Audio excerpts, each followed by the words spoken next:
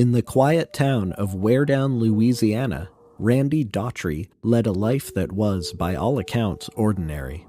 Divorced, a former alcoholic, and drifting in what AA calls a dry drunk state, Randy was unremarkable in every way.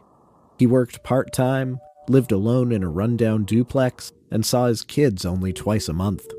The last person you'd expect to find caught in the grips of something beyond human comprehension. It was a fall night in 2018. Randy had fallen asleep in his old armchair when he awoke to a soft, rhythmic knocking. At first, he thought it was part of a dream, but the knocking persisted. Groggy and disoriented, he went to the door, expecting it to be a neighbor. But what he found was anything but ordinary. 2 children stood there, asking to come inside. Randy, puzzled but strangely compelled, let them in. The children moved with a detached, mechanical grace, standing in the center of his living room without a word, eyes scanning the room as if they had never seen anything like it before. Then he saw their eyes. Bottomless, entirely black, staring into him like a void. A surge of dread swept over him. As he tried to make sense of it, the boy held out the knapsack, asking Randy to keep it safe from the shadow. Unable to resist, Randy took it, only to be overwhelmed with a sense of terror, visions of ancient worlds and monstrous ideas flooding his mind, like a forgotten memory that should have remained buried. The lights flickered, and the children seemed to become darker, colder, like shadows come to life. Randy felt his voice slipping away, reduced to a strangled gasp. Then, with one final flicker, the room plunged into darkness. When the lights returned, the children had vanished. Randy woke up in his bed the next day, having forgotten the incident. Although he found he had locked his bedroom door, which was unusual. He changed clothes and made coffee. On his third pass through the living room, Randy found the knapsack on his coffee table. The terror from the night before surged back. He searched the house, briefly looking outside as well, but there was no sign of the kids. After staring at the knapsack for several minutes, Randy was finally able to bring himself to examine it. A small bit of paper with diagrams drawn on it fell out. Strange drawings composed of circles, lines, dots, and symbols.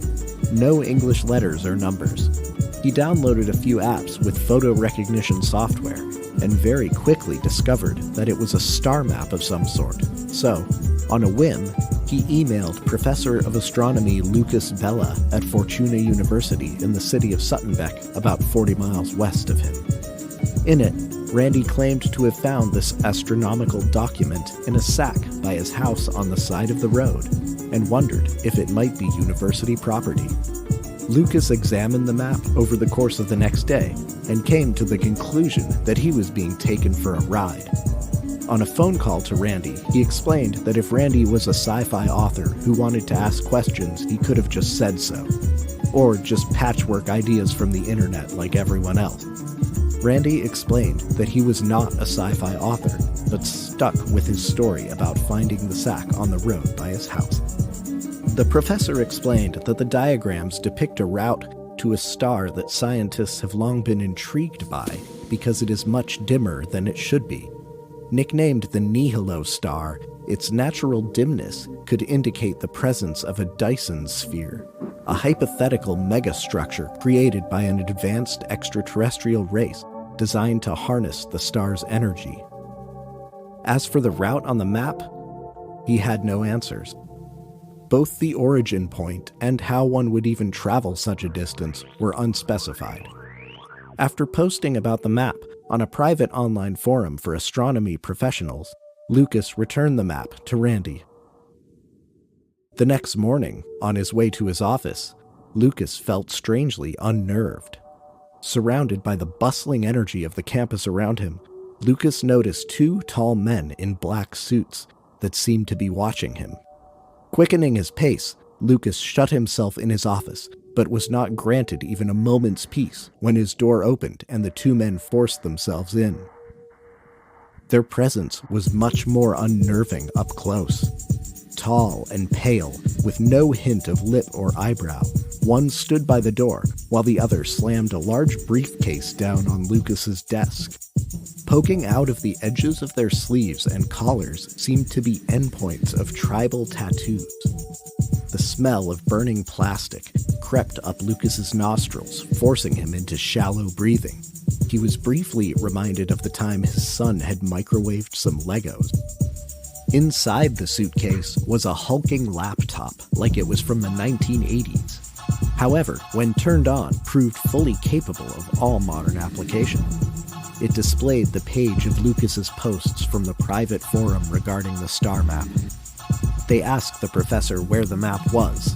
Despite his repeated truthful answers that he no longer had it, the men seemed not to believe him. Lucas became enraged and moved to call security, but was forcibly restrained, their odious touch forcing him into total submission. They assured him in no uncertain terms that he would thoroughly regret mentioning their presence to anyone, that they could ruin his life in a moment, and that they would always be watching.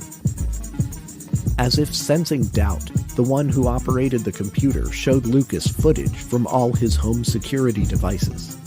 Despite this, Lucas still truthfully insisted that he no longer had the map, but refused to name the man who provided it. The men left after another round of threats.